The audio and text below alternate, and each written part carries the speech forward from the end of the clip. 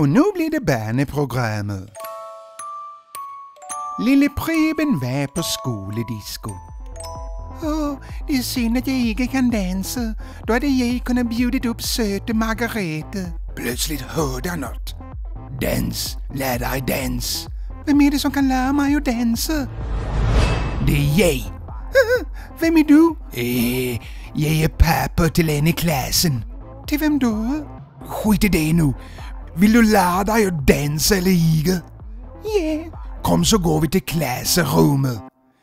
Jeg skal lære mig at danse. Jeg skal lære mig at danse.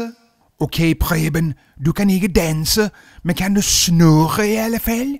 Självklart. Kolla her nu. Bra. Test at snurre ind i den her saksen. Gilder du dette?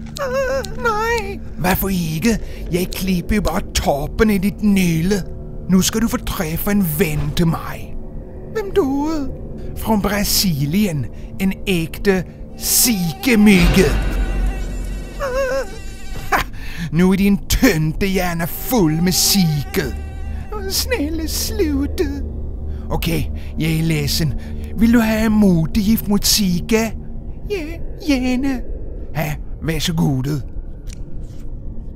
Bra, fik du i det hele tabletten? Ja, kommer jeg blive frisk nu?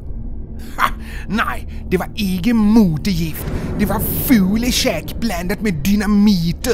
Snart eksploderer dit tynde hoved.